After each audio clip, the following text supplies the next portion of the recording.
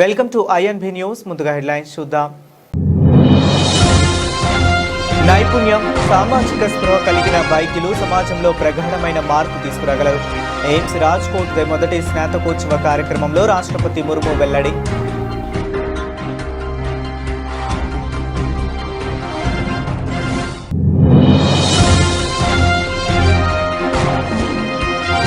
ఇరవై 21వ శతాబ్దం మహిళలదే, కొత్త చరిత్రను లిఖించనున్నామన్న ప్రధాని మోదీ.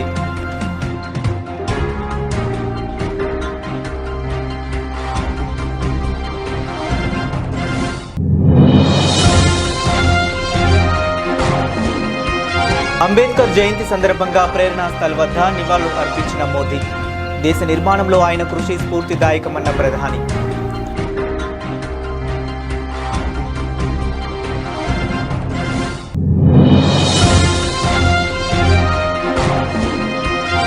డిలిమిటేషన్, మహిళా రిజర్వేషన్లపై సీఎం రేవంత్ కీలక వ్యాఖ్యలు. ఇది రాజకీయ పార్టీలకు, ప్రభుత్వానికో సంబంధించిన అంశం కాదని స్పష్టీకరణ.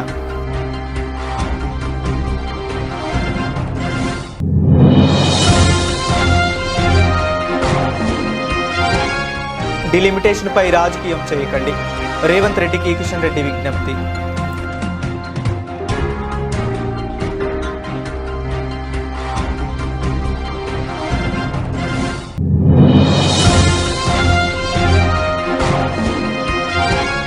కదిరి సబ్ రిజిస్టర్ కార్యాలయంలో 25 కోట్ల అవినీతి ఆరోపణలు. అధికారులపై కలెక్టర్కు ఫిర్యాదు చేసిన బీజేపీ నేత విష్ణువర్ధన్ రెడ్డి.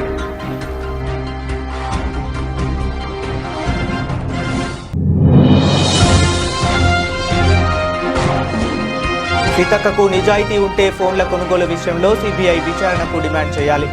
సవాల్ విసిరిన బీఆర్ఎస్ నాయకులు దినేష్ చౌదరి.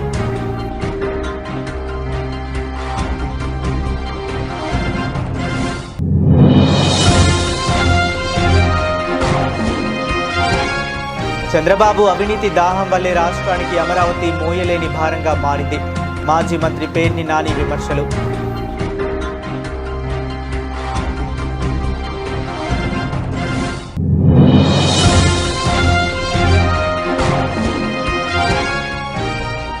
ఆహార కల్తీని అరికట్టడమే లక్ష్యంగా పనిచేస్తున్నాం, స్పష్టం చేసిన Hyderabad police commissioner CP Sajjanar.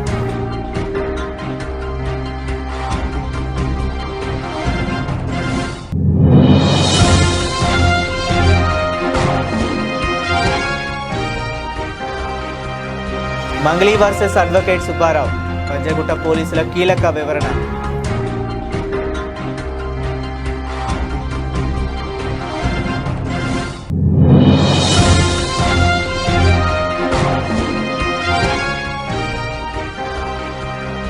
Sun Risers కొత్త బౌలర్ల వికెట్ల జాతర, రాజస్థాన్పై అద్భుత విజయం.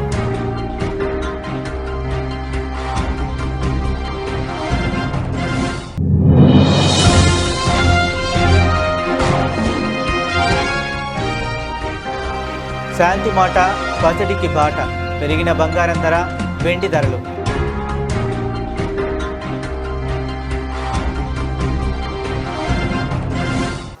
ఇక డీటెయిల్స్ చూస్తే, గుజరాత్లోని రాజ్కోట్లో జరిగిన ఎయిమ్స్ రాజ్కోట మొదటి స్నాతకోత్సవ కార్యక్రమానికి రాష్ట్రపతి ద్రౌపది ముర్ము ముఖ్య అతిథిగా విచ్చేశారు.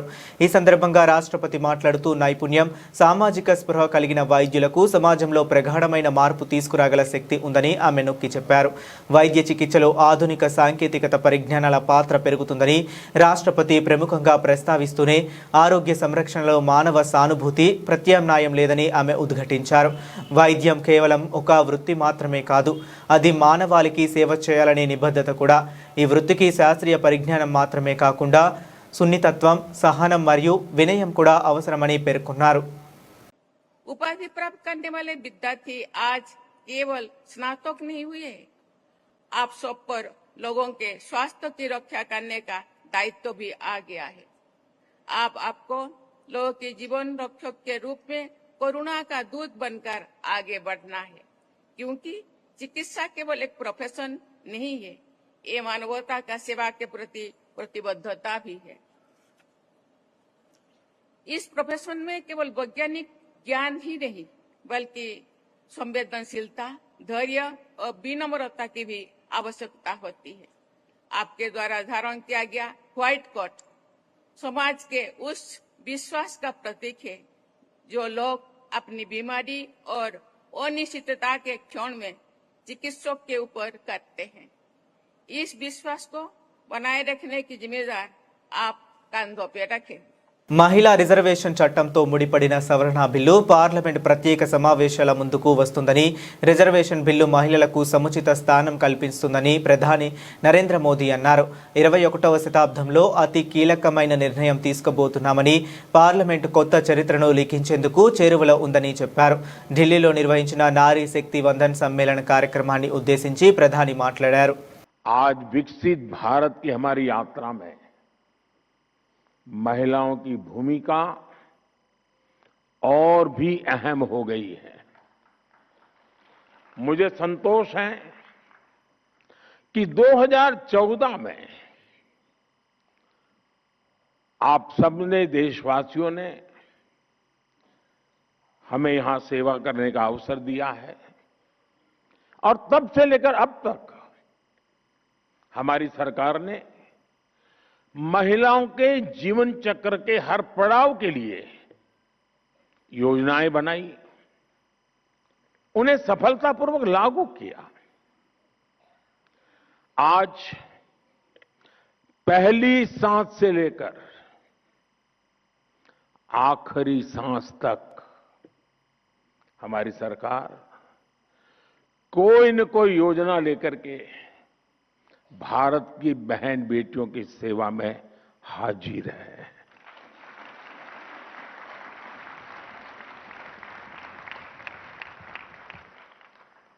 गर्भ में बेटी की हत्या ना हो, इसके लिए हमने बेटी बचाओ बेटी पढ़ाओ अभियान शुरू किया। गर्भ की अवस्था में मां को सही पोषण मिले, इसके लिए हर गर्भवती मां को मातृ वंदना योजना के तहत 5,000 रुपए की आर्थिक मदद दी। जन्म के बाद बेटी को पढ़ाई में मुश्किल ना हो, इसके लिए ज्यादा से ज्यादा ब्याज मिले, ऐसी सुकन्या समृद्धि योजना शुरू की। बेटी డాక్టర్ భీమ్రావ్ రామ్జీ అంబేద్కర్ 135వ జయంతి సందర్భంగా పార్లమెంట్లో ప్రేరణా స్థల్ వద్ద ప్రధాని నరేంద్ర మోదీ నివాళులు అర్పించారు. ఈ సందర్భంగా ఆయన మాట్లాడుతూ దేశ నిర్మాణంలో అంబేద్కర్ కృషి స్ఫూర్తిదాయకమని కొనియాడారు. న్యాయబద్ధమైన ప్రగతిశీల సమాజాన్ని నిర్మించేందుకు బాబాసాహెబ్ జీవితం, కృషి తరతరాలకు స్ఫూర్తినిస్తున్నాయని ప్రశంసించారు. డాక్టర్ బాబాసాహెబ్ అంబేద్కర్ జయంతి సందర్భంగా ఆయనకు ఘన నివాళులు. దేశ నిర్మాణ దిశగా ఆయన చేసిన కృషి ఎంతో స్ఫూర్తిదాయకం. ఒక న్యాయబద్ధమైన ప్రగతిశీల సమాజాన్ని నిర్మించేందుకు ఆయన జీవితం, కృషి తరతరాలకు స్ఫూర్తినిస్తూనే ఉన్నాయి అని అన్నారు. డీలిమిటేషన్, మహిళా రిజర్వేషన్ల అంశాలపై తెలంగాణ ముఖ్యమంత్రి రేవంత్ రెడ్డి కీలక వ్యాఖ్యలు చేశారు. మహిళా రిజర్వేషన్ బిల్లు ఆమోదం కోసమే పార్లమెంట్ ప్రత్యేక సమావేశాలు నిర్వహిస్తున్నారని ఆయన పేర్కొన్నారు. డీలిమిటేషన్ అనేది రాజకీయ పార్టీలకు, ప్రభుత్వానికి సంబంధించిన అంశం కాదని స్పష్టం చేసిన సీఎం రేవంత్ దీనికి మహిళా రిజర్వేషన్లతో కలిపి చూడడం సరైంది కాదన్నారు. అయితే కేంద్ర ప్రభుత్వం ఈ రెండు అంశాలను కలిపి వ్యూహాత్మకంగా ముందుకు సాగుతుందని విమర్శించారు.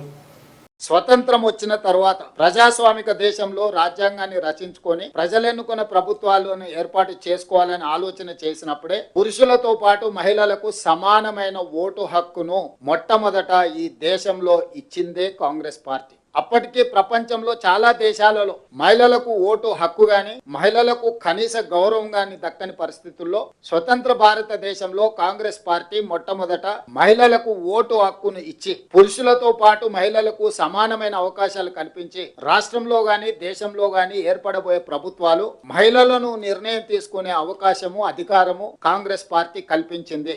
స్థానిక సంస్థల్లో మహిళలకు రిజర్వేషన్లు ఉండాలి అని రాజీవ్ గాంధీ గారు ఈ దేశంలో అమలు చేసి, ఆ తర్వాత చట్టసభలలో కూడా మహిళలకు రిజర్వేషన్లు ఉండాలి, శాసనసభలో లోక్సభలో కూడా మహిళా రిజర్వేషన్లు ఉండాలి అని శ్రీమతి సోనియా గాంధీ గారు రాజ్యసభలో బిల్లును ఆమోదింపజేసి లోక్సభకు పంపించినప్పుడు భారతీయ జనతా పార్టీ సహకరించకపోవడం వల్ల 2013 సంవత్సరంలో చట్టసభలలో మహిళా రిజర్వేషన్లు స్తంభింప చేయబడ్డది.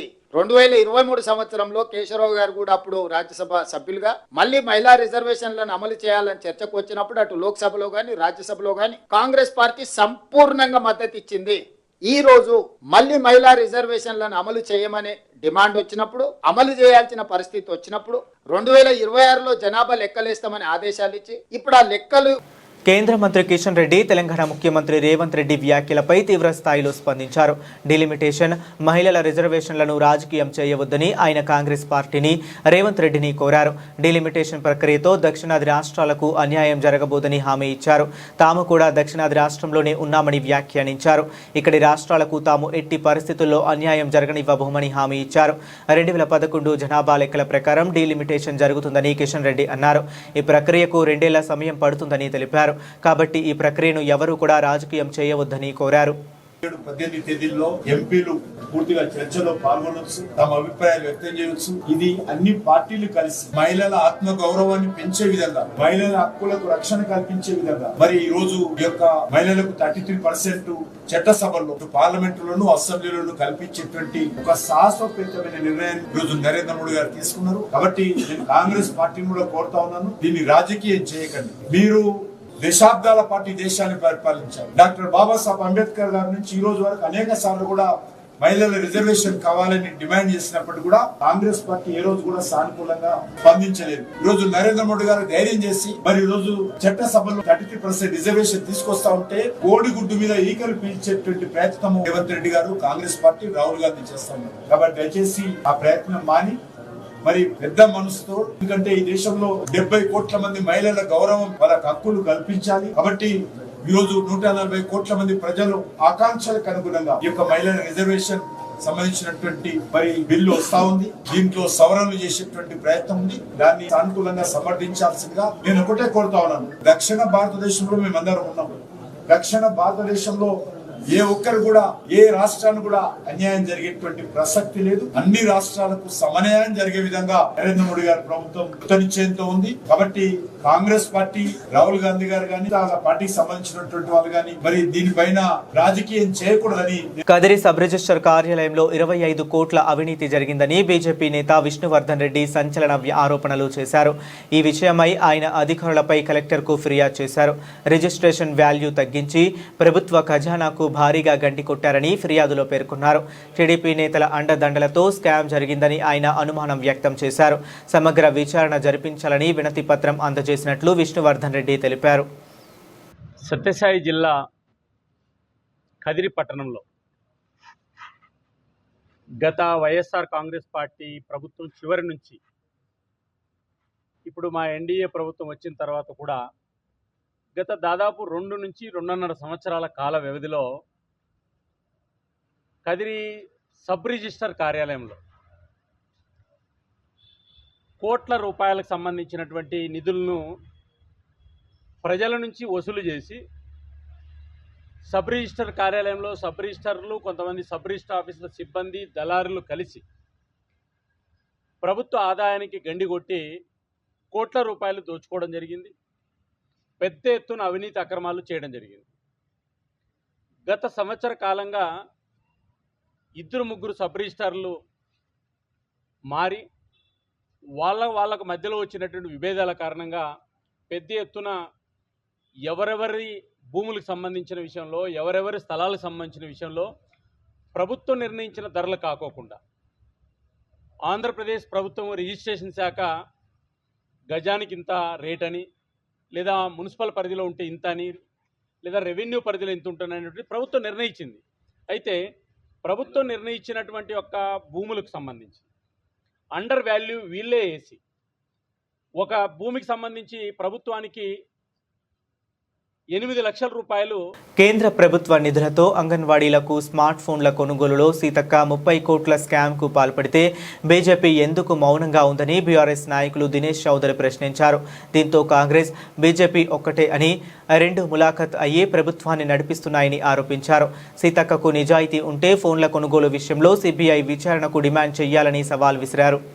కాంగ్రెస్ పాలకులు మాట్లాడితే మాది ప్రజాపాలన, ప్రజాస్వామిక పాలన, రాజ్యాంగానికి మేమే రక్షకులం అనుకుంటా పెద్ద పెద్ద మాటలు మాట్లాడుతుంటారు. మరి ప్రజాస్వామ్యంలో ప్రశ్నించడం ప్రజల పక్షాన ప్రతిపక్ష బాధ్యత. అందులో భాగంగానే మేము ఒక అంశం లేవనెత్తినాం. తక్కువ ధరకి మార్కెట్లో దొరుకుతున్న సెల్ ఫోన్లను ఎక్కువ ధరకి మీరు ఎందుకు ప్రొక్యూర్ చేశారు? మీరు చెప్తున్న ధరకి మీరు ఇప్పుడు ఇస్తున్న ఫోన్కి మరింత అడ్వాన్స్డ్ వర్షన్ వచ్చిన తర్వాత కూడా అది తీసుకోకుండా తక్కువకే ఇంకా కూడా ఆ పాత అవుట్డేటెడ్ ఫోన్లని మీరు ఎందుకు ఇచ్చారు అనేసి మేము ఒక ప్రశ్న లేవనెత్తినాం. నిజంగానే అందులో కనుక ఎటువంటి అవకతవకలు జరగకపోయి ఉంటే స్వచ్ఛందంగా వారికి వారే ఒక విచారణకు ఆదేశించి ఇందులో ఎటువంటి తప్పు జరగలేదు అని నిజ నిర్ధారణ చేసుకుని ఉంటే బాగుంటుండే. గుమ్మడికాయలు దొంగనంగానే భుజాలు దొడుముకున్నట్టు మేము ఎక్కడ కూడా సీతక్క గారు 30 కోట్లు తిన్నారు లేకపోతే ఇంకోటి అనలే కదా. మీ శాఖలో ఈ అవకతవకలు జరిగినట్టు ఆరోపణలు ఉన్నాయి, దీనిపైన వివరణ ఇవ్వండి అంటే దానికి సమాధానం చెప్పకుండా నేను బీఆర్ఎస్ సోషల్ మీడియా వాళ్ళని ఇట్లా అంటారు చెప్పుతో కొడతా అంటే ప్రజాస్వామ్యం ఇదేనా మీరు చెప్తున్న ప్రజాపాలన?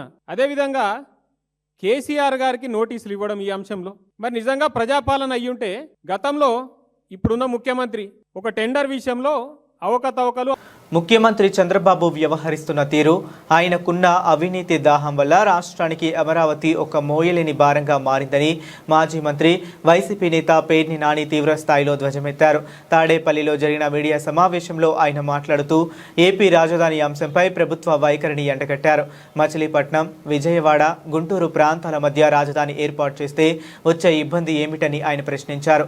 చంద్రబాబు తన స్వార్థం కోసం రాష్ట్రాన్ని దివాలా తీసేలా రాజధానిని నిర్మిస్తున్నారని ఆరోపించారు.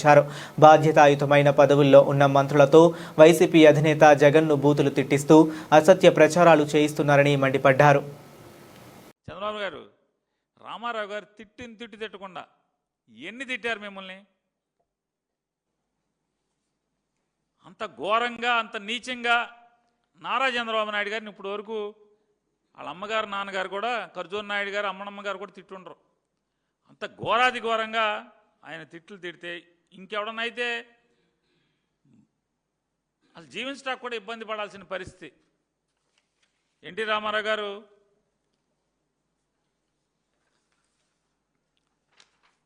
గొడ్డు కన్నా హీనం, గాడ్సే కన్నా ఘోరం. గొడ్డు కన్నా హీనం, గాడ్సే కన్నా ఘోరం.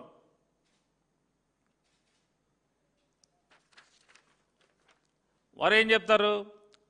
అల్లుడైన కొడుకుతో సమానంగా చూస్తే తనను 73 వయసులో అంటే నారా చంద్రబాబు నాయుడు గారు ఎన్టీ రామారావు గారికి వెన్నుపోటు పొడిచినప్పుడు, ద్రోహం చేసినప్పుడు ఎన్టీఆర్ గారికి 73 వయసు. 73 వయసులో మోసం చేశాడని ఆయన ఆగ్రహం వ్యక్తం చేశారు. పశువుకు గడ్డి వేస్తే, పశువు కింద గడ్డి వేస్తే అది తిన్నగా విశ్వాసంతో ఇంటికొచ్చి పాలిస్తుంది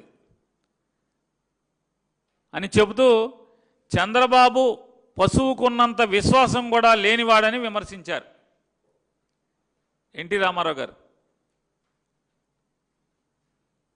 అప్పలనాయుడు గారు కలిసెట్టి ఆయన, అప్పలనాయుడు ఆయన ఎంపీ గారు నిన్న బొమ్మల గమ్మల వీడియోలు, సినిమాలు చూపించాడు. అప్పలనాయుడు ఆయన కలిసెట్టి చూస్తారా? ఏతర రేపు సినిమా మళ్ళీ నీకు పంపిస్తా. ఇవన్నీ ఎమ్మెల్యేలకు ప్రలోభాలు చూపించి కాసులతో అధికారం చేపట్టాడని ఆయన విమర్శించారు. రామారావు గారి దగ్గర ఉన్నటువంటి 224 మంది ఎమ్మెల్యేలని, మెజారిటీ ఎమ్మెల్యేలని కాసులతో కొనుక్కున్నాడు, పదవులు ఎరేసాడని చెప్పి రామారావు గారు తిట్టకుండా తిట్టాడు.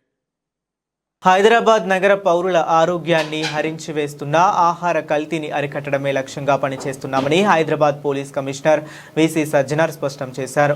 కల్తీ నివారణ కోసం బేగం బజార్లో ప్రత్యేకంగా ఏర్పాటు చేసిన హెచ్ ఫాస్ట్ కార్యాలయాన్ని ఆయన సందర్శించి అక్కడ పనితీరును సమీక్షించారు. పర్యటనలో భాగంగా కార్యాలయంలోని రిసెప్షన్, ఇన్స్పెక్టర్, ఎస్ఐల గదులతో పాటు లాకప్లు, మహిళా సిబ్బంది విశ్రాంతి గదులను పరిశీలించారు. అనంతరం క్షేత్రస్థాయి సిబ్బందితో ప్రత్యేకంగా సమావేశమై విధుల్లో వారు ఎదుర్కొంటున్న సవాళ్లు, ఆటంకాలను అడిగి తెలుసుకున్నారు.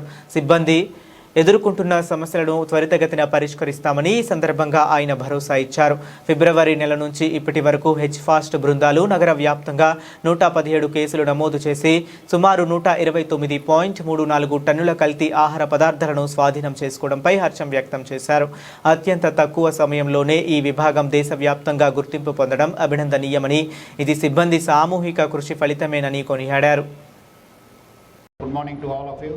సో ఈరోజు ఈ ఒక హెచ్ఫాస్ట్ కార్యాలయానికి రావడానికి చాలా అంటే చాలా సంతోషం అనిపిస్తుంది.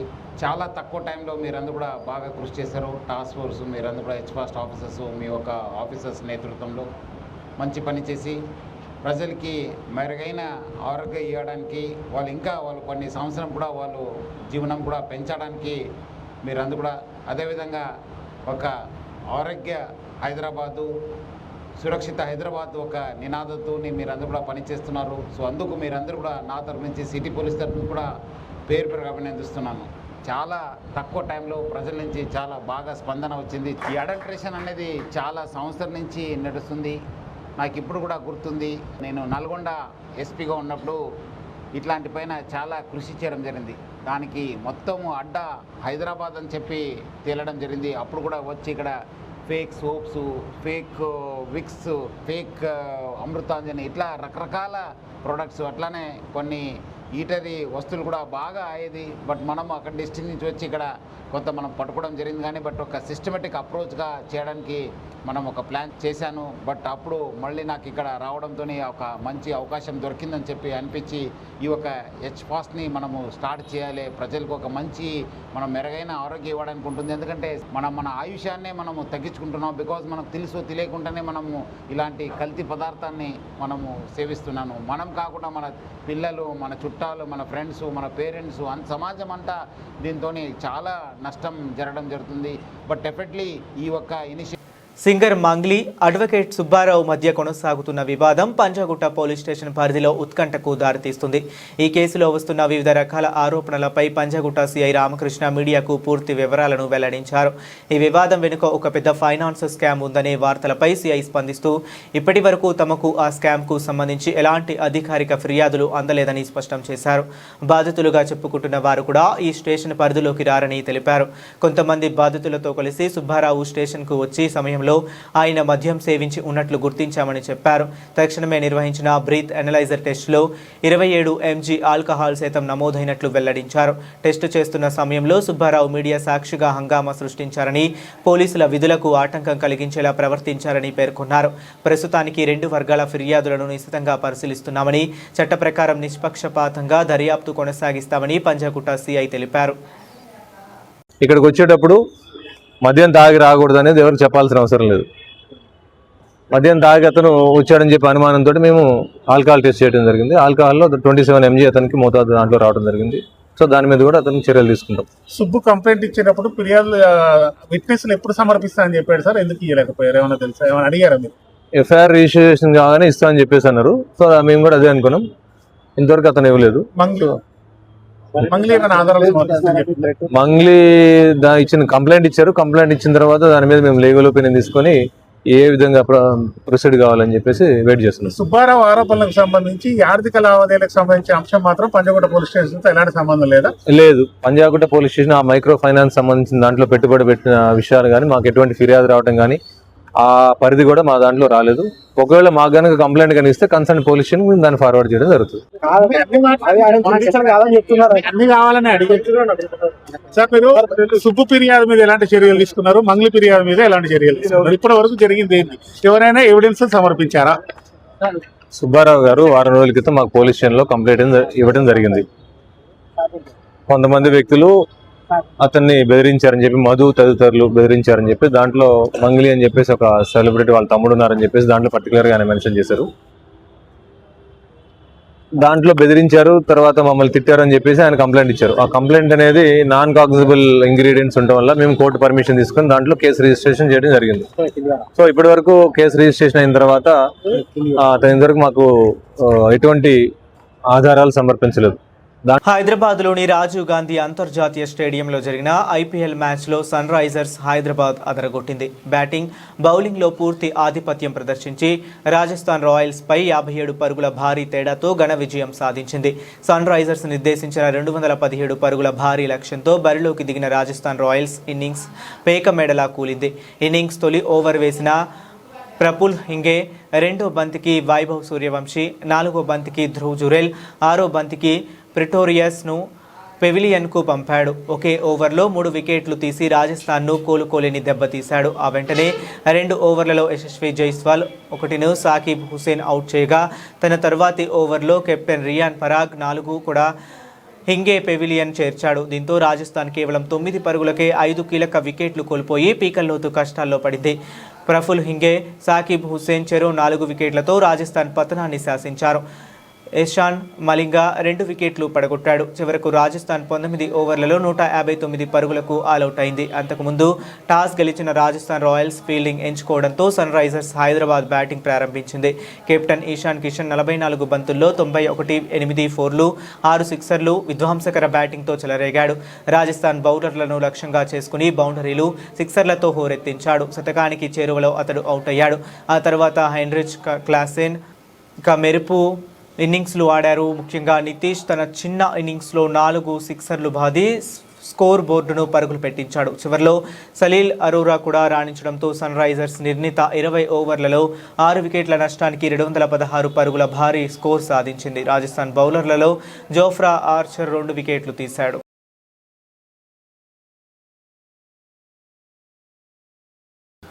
రెండు రోజులుగా నష్టాల్లో ఉన్న బంగారం, వెండి ధరలు మంగళవారం తిరిగి పుంజుకున్నాయి. అమెరికా, ఇరాన్ మధ్య ఉద్రిక్తతలు తగ్గుముఖం పట్టడం, దౌత్యపరమైన చర్చలకు అవకాశం ఉందన్న సంకేతాలు వెలువడమే ఇందుకు ప్రధాన కారణం.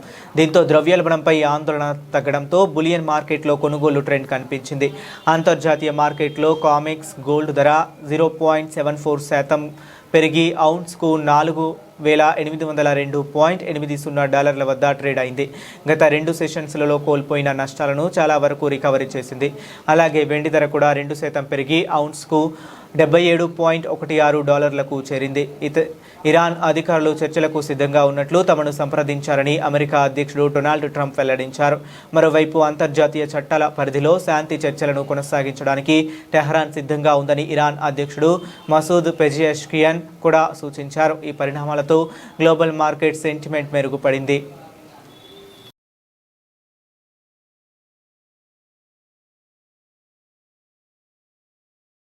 బులెటిన్ ముగించే ముందు మరొకసారి హెడ్లైన్స్ చూద్దాం. నైపుణ్యం, సామాజిక స్పృహ కలిగిన వైద్యులు సమాజంలో ప్రగాఢమైన మార్పు తీసుకురాగలరు. ఎయిమ్స్ రాజ్కోట్ మొదటి స్నాతకోత్సవ కార్యక్రమంలో రాష్ట్రపతి ముర్ము వెల్లడి.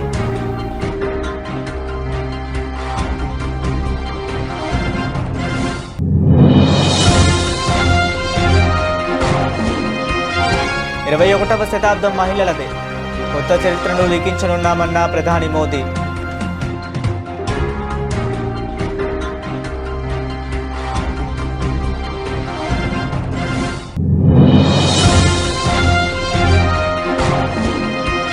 అంబేద్కర్ జయంతి సందర్భంగా ప్రేరణా స్థల్ వద్ద నివాళులు అర్పించిన మోదీ. దేశ నిర్మాణంలో ఆయన కృషి స్ఫూర్తిదాయకమన్న ప్రధాని.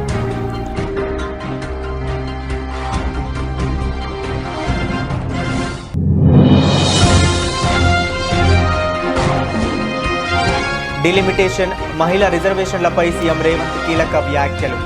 ఇది రాజకీయ పార్టీలకు, ప్రభుత్వానికో సంబంధించిన అంశం కాదని స్పష్టీకరణ.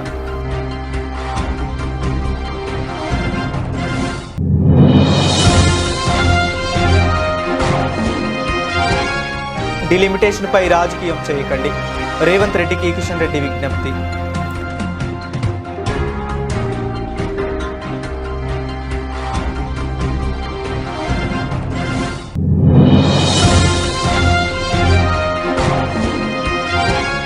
కదిరి సబ్ రిజిస్టర్ కార్యాలయంలో 25 కోట్ల అవినీతి ఆరోపణలు. అధికారులపై కలెక్టర్కు ఫిర్యాదు చేసిన బీజేపీ నేత విష్ణువర్ధన్ రెడ్డి.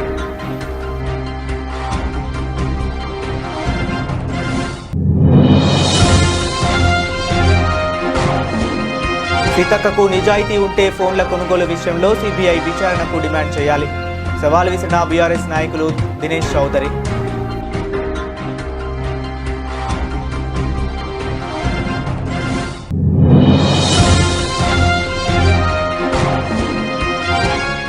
చంద్రబాబు అవినీతి దాహం వల్లే రాష్ట్రానికి అమరావతి మోయలేని భారంగా మారింది.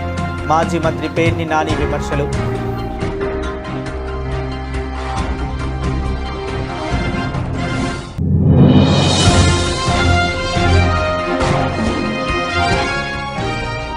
ఆహార కల్తీని అరికట్టడమే లక్ష్యంగా పనిచేస్తున్నాం, స్పష్టం చేసిన Hyderabad police commissioner CP Sajjanar.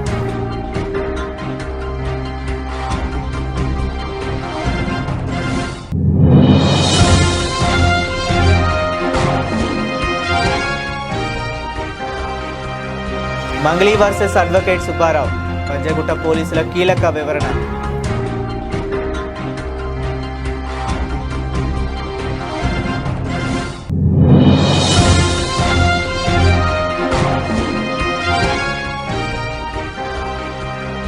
Sun Risers కొత్త బౌలర్ల వికెట్ల జాతర, రాజస్థాన్పై అద్భుత విజయం.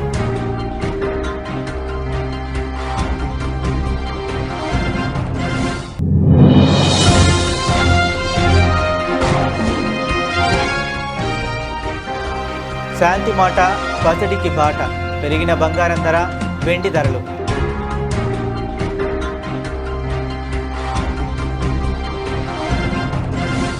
ఇవి ఇప్పటి వరకు ఉన్న అప్డేట్స్. మరిన్ని అప్డేట్స్ కోసం కీప్ వాచింగ్.